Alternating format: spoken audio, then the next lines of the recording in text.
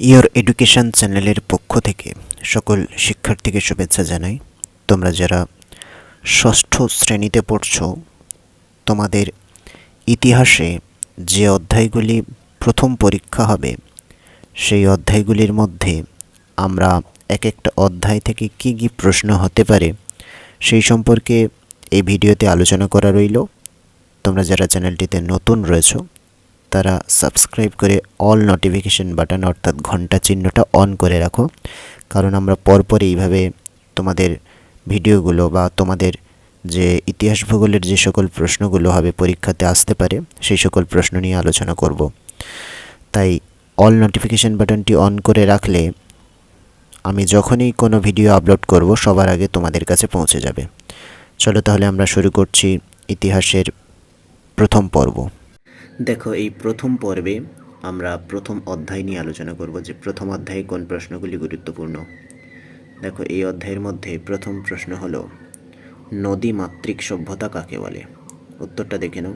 পুরনো দিনের অনেক সভ্যতা নদীর উপর নির্ভর করেই তৈরি হয়েছিল। সেই সব সভ্যতার কাছে নদী ছিল মায়ের মতো, তাই সেগুলিকে নদী মাতৃক সভ্যতা বলা হয়। পরের প্রশ্ন দেখো, মাতৃক শব্দের অর্থ কী। উত্তর, মাতৃক শব্দের অর্থ মায়ের মতো। পরের প্রশ্ন দেখো, ভারতে কোথায় উট আছে। উত্তর দেখো, রাজস্থানে। পরের প্রশ্ন দেখো, ভারতবর্ষ কাকে বলা হতো। উত্তরটা দেখে নাও।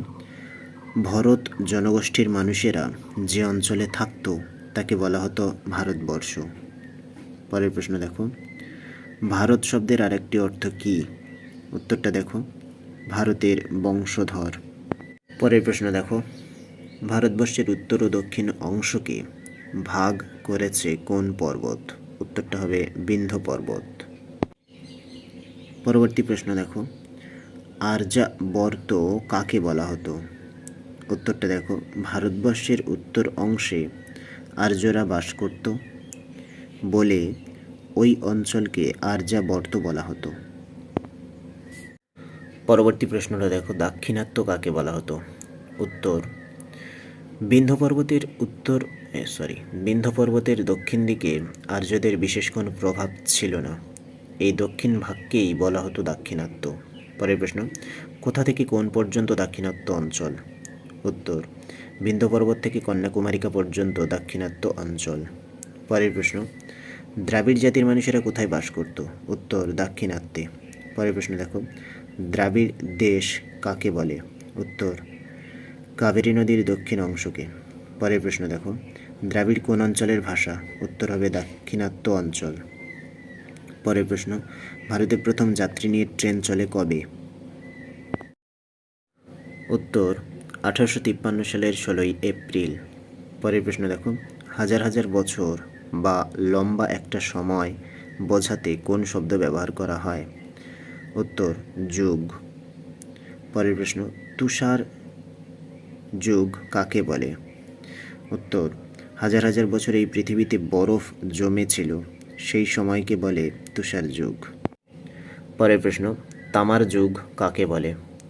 উত্তর, যখন মানুষ তামার ব্যবহার শিখল সেই সময়কে বলে তামার যুগ। পরের প্রশ্ন দেখো, লোহার যুগ কাকে বলে। যখন মানুষ লোহার ব্যবহার শিখল সেই সময়কে বলে লোহার যুগ। পরের প্রশ্ন দেখো, ধাতুর যুগ কাকে বলে।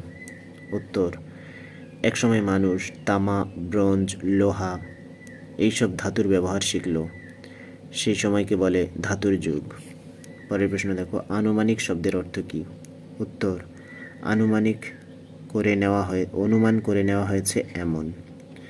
পরের প্রশ্ন, প্রাক ঐতিহাসিক যুগ কাকে বলে। উত্তর, যে সময়ের কোনো লিখিত উপাদান আমাদের কাছে নেই, সেই সময়ের কথা আমাদের অনুমান করে নিতে হয়, তাকে প্রাক ঐতিহাসিক যুগ বলে। পরের প্রশ্ন দেখো, প্রায় ঐতিহাসিক যুগ কাকে বলে। উত্তর, পুরনো যে সময়ের লেখা পাওয়া যায় কিন্তু পড়া যায় না, সেই সময়টাকে বলে প্রায় ঐতিহাসিক যুগ। পরের প্রশ্ন দেখো, ঐতিহাসিক যুগ কাকে বলে। উত্তর, যে সময়ের লেখা পাওয়া যায় ও পড়া যায় তাকে ঐতিহাসিক যুগ বলা হয়। পরের প্রশ্ন দেখো, কুষাণ সম্রাটদের মধ্যে শ্রেষ্ঠ কে ছিলেন। উত্তর হবে কনিষ্ক। পরের প্রশ্ন, কনিষ্কাব্দ কাকে বলে। উত্তর, কনিষ্ক সিংহাসনে বসে যে অব্দ চালু করেন তাকে কনিষ্কাব্দ বলে। পরের প্রশ্ন, কনিষ্কাব্দের আরেক নাম কি? উত্তর, শকাব্দ। পরের প্রশ্ন, কনিষ্ক কবে সিংহাসনে বসেন? উত্তর, ৭৮ খ্রিস্টাব্দে। পরের প্রশ্ন, গুপ্তাব্দ কাকে বলে? উত্তর, গুপ্ত সম্রাট প্রথম চন্দ্রগুপ্ত যে অব্দ গোনা চালু করেন তাকে গুপ্তাব্দ বলে। পরের প্রশ্ন, কত খ্রিস্টাব্দ নাগাদ গুপ্তাব্দ গোনা শুরু হয়? উত্তর, ৩১৯ থেকে ২০ খ্রিস্টাব্দ নাগাদ। পরের প্রশ্ন, হর্ষবর্ধন রাজা হন কবে? উত্তর, ৬০৬ খ্রিস্টাব্দে। পরের প্রশ্ন, হর্ষাব্দ কাকে বলে? উত্তর, হর্ষবর্ধনের আমলে যে অব্দ গোনা শুরু হয় তাকে হর্ষাব্দ বলে। পরের প্রশ্ন, খ্রিস্টাব্দ কাকে বলে?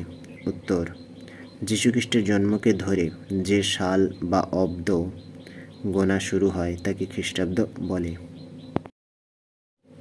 পরের প্রশ্ন দেখো, খ্রিস্টপূর্বাব্দ কাকে বলে? উত্তর, যিশুর জন্মের আগের সময়কে খ্রিস্টপূর্বাব্দ বলে। পরের প্রশ্ন, খ্রিস্টপূর্বাব্দ কীভাবে গোনা হয়? উত্তর, বড় থেকে ছোটোর দিকে। উদাহরণ দেখো, ৫, ৪, ৩, ২, ১ এরকম।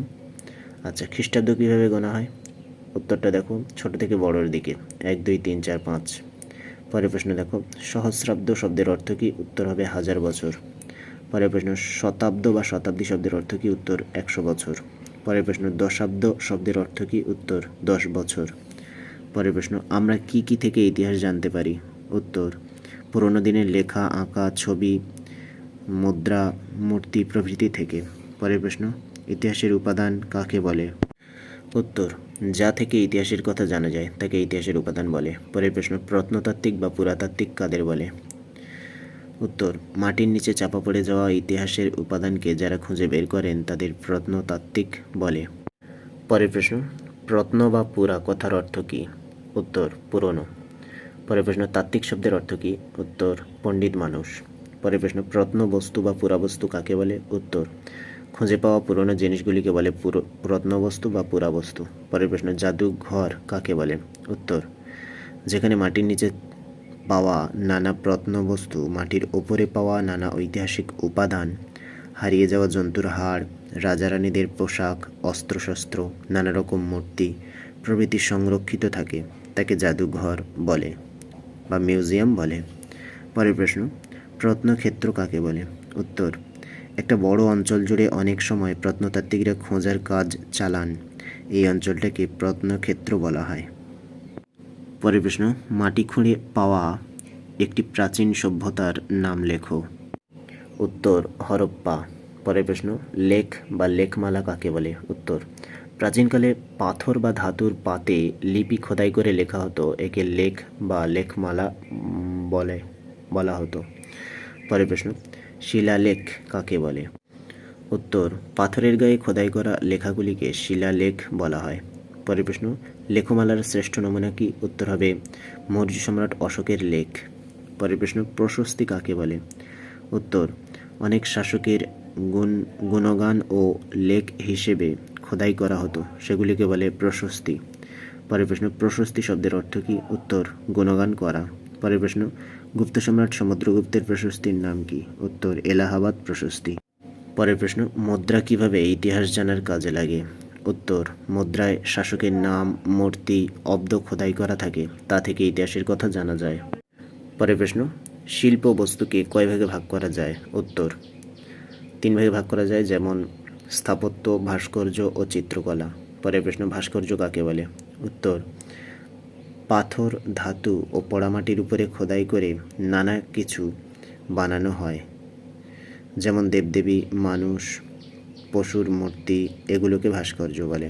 পরের প্রশ্ন, কোথাকার দেওয়াল চিত্র থেকে পুরোনো দিনের কথা জানা যায়? উত্তর, ভীমবেটকা ও অজন্তা গুহাচিত্র থেকে।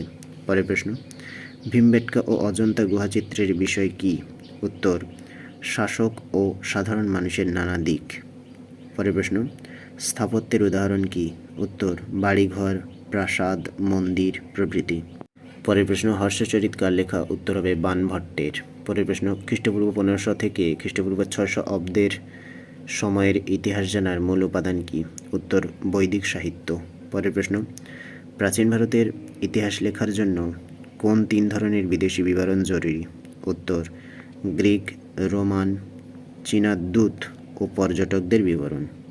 তাহলে এই পর্যন্ত আমাদের 1 নম্বর পর্ব শেষ হলো, অর্থাৎ প্রথম অধ্যায় আমাদের শেষ হয়ে গেল যা প্রশ্ন হয়। এর পরবর্তী পর্বে আমরা দ্বিতীয় অধ্যায় নিয়ে আলোচনা করব।